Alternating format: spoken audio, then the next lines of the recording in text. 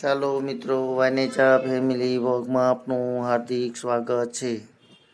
આજે તમે કોઈ દિવસ ભીંડીનું શાક ના ખાધું હોય તેવું સરસ મજાનું આપણે રેસીપી બનાવવાની છે. જે તમે પૂરેપૂરી રેસીપી જોઈજો મિત્રો, કારણ કે એકવાર આ રીતે જો તમે બનાવશો તો આંગળા ચાટીને ખાશો મિત્રો. તો ચાલો, આજની રેસીપીનું નામ છે ભીંડી બટેકાની સૂકી ચિપ્સ. આપણે બનાવવાની છે મિત્રો. તમે એકવાર પૂરેપૂરી રેસીપી જોઈજો અને એકવાર તમે ચોક્કસથી બનાવજો મિત્રો, કારણ કે તે ખાવામાં ખૂબ જ મસ્ત લાગતું હોય છે. તો ચાલો, આજની રેસીપી આપણી ભીંડી બટેકાની સૂકી ચિપ્સ બનાવી લઈએ. તો સૌપ્રથમ આપણે ભીંડાનું અને બટેકાની ચિપ્સ કરી લઈએ. ત્યાર પછી આગળ તમે રેસીપી જોઈજો મિત્રો. ચાલો, તો હવે શરૂઆત કરીએ આજની નવી રેસીપીની. તેનું મટીરિયલ પણ હું તમને બતાવી રહ્યો છું. તેમાં સરસ મજાની તાજી કૂણી ભીંડી લીધેલી છે, બટેકા છે, 2 ટામેટાં છે, લસણ છે. તો ચાલો મિત્રો, હવે આપણે સૌપ્રથમ બટેકા અને ભીંડીનું ચિપ્સ તૈયાર કરી લઈએ. ચાલો મિત્રો, આજે આપણે સરસ મજાનું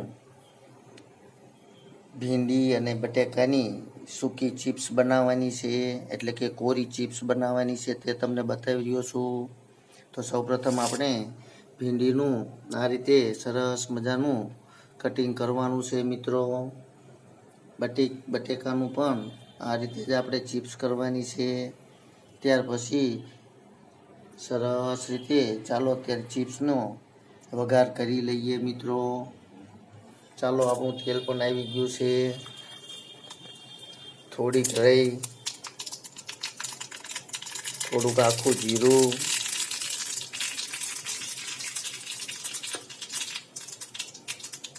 હિંગ,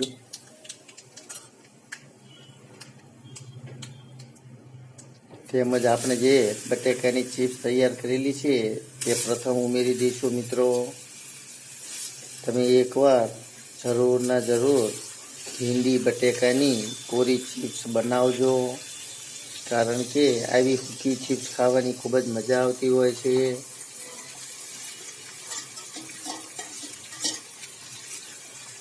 આવી ચિપ્સને રોટલી સાથે, ભાત સાથે, પાપડ સાથે, કોઈ પણ વસ્તુ સાથે તમે જમી શકો છો, ખાઈ શકો છો.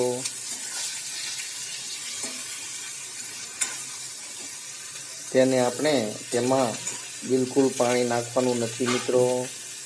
તેને તેલની અંદર જ પકવવાની છે.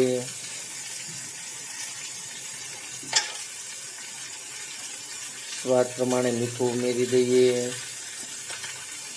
થોડીક હળદર પણ ઉમેરી દઈએ.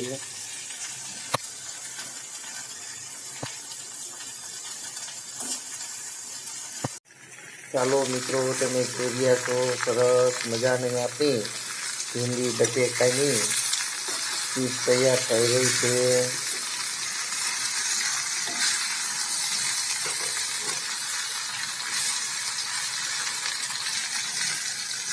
આ રીતે તમે એકવાર ચોક્કસથી ટ્રાય કરજો મિત્રો.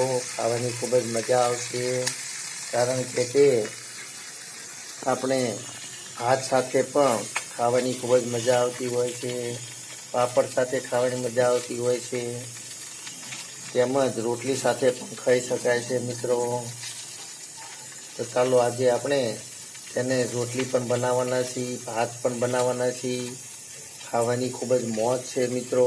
થાળી પણ સરસ બનશે મિત્રો.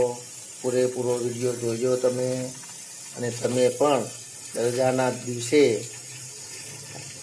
આવું બધું બનાવીને એકવાર ચોક્કસથી જમજો મિત્રો. ચાલો, તો હવે આપણે તેને 10 થી 11 મિનિટ કે 12 મિનિટ સુધી આ ચિપ્સને તેલની અંદર તૈયાર કરવાની છે મિત્રો.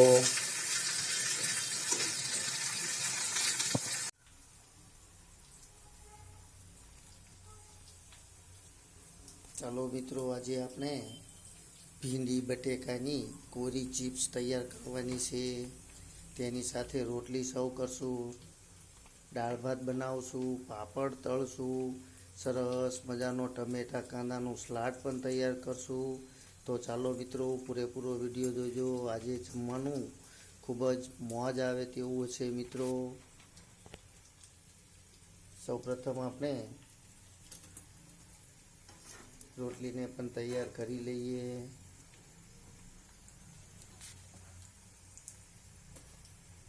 તેમજ આપણે સરસ મજાની ભીંડી બટેકાની કોરી ચિપ્સ પણ તૈયાર થઈ રહી છે, તમે જોઈ રહ્યા છો મિત્રો. જેની અંદર આપણે લસણવાળો પલાળેલો મરચું પણ થોડુંક ઉમેરેલું છે.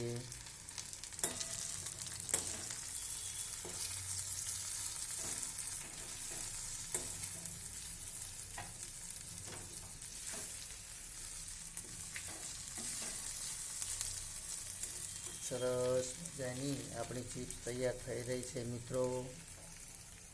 કારણ કે તેને તૈયાર કરતાં થોડીક વાર ચોક્કસ લાગે છે, પણ ખાવાનો સ્વાદ જ ખૂબ જ ઓર હોય છે મિત્રો. તો ચાલો આપણે હવે સરસ મજાની રોટલી પણ તૈયાર કરી લઈએ. આપણે આજે ભીંડી બટેકાની ચિપ્સને ભાત સાથે પણ સર્વ કરશું મિત્રો. કારણ કે ભાત સાથે પણ ખૂબ જ તેનો સ્વાદ સરસ આવતો હોય છે મિત્રો. તો ચાલો તમે પણ આવી સરસ મજાની ભીંડી બટેકાની ચિપ્સ કોરી બનાવીને રોટલી સાથે, પાપડ સાથે અથવા તો ભાત સાથે એકવાર ચોક્કસથી જમજો મિત્રો.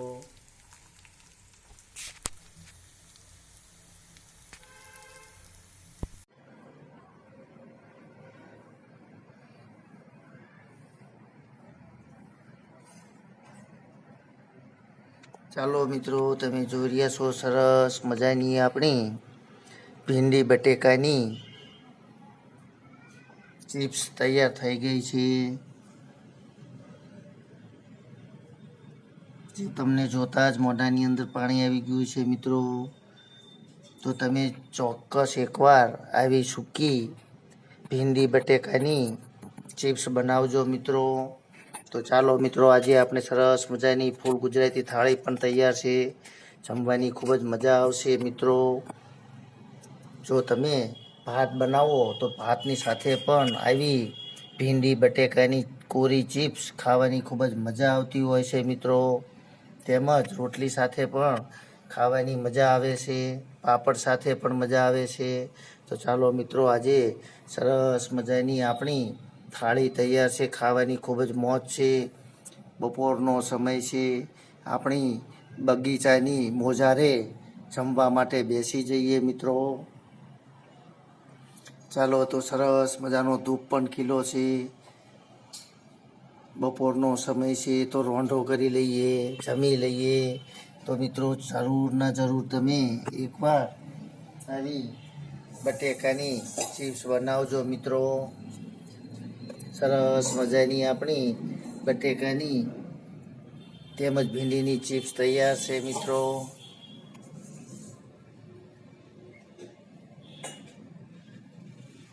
તો ચાલો મિત્રો, હવે આપણે જમી લઈએ. સરસ મજાના દાળ ભાત છે, એટલે કે દાળ છે ગુજરાતી, ભાત છે, સરસ મજાનું કાંદા ટમેટાનું સલાડ છે, પાપડ છે, રોટલી છે, તેમજ છાશ પણ આપણી વાલી છે, તેમજ સરસ મજાની ભીંડી બટેકાની આપણી સૂકી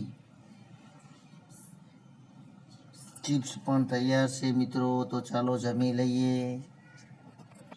જો તમને મારી આ રેસીપી પસંદ આવી હોય તો લાઈક કરજો, શેર કરજો અને સબસ્ક્રાઈબ કરજો, કે જેથી કરીને તમને હું નવી આવી રેસીપી બનાવીને મોકલી શકું મિત્રો. જય યોગેશ્વર ભગવાન, જય માતાજી.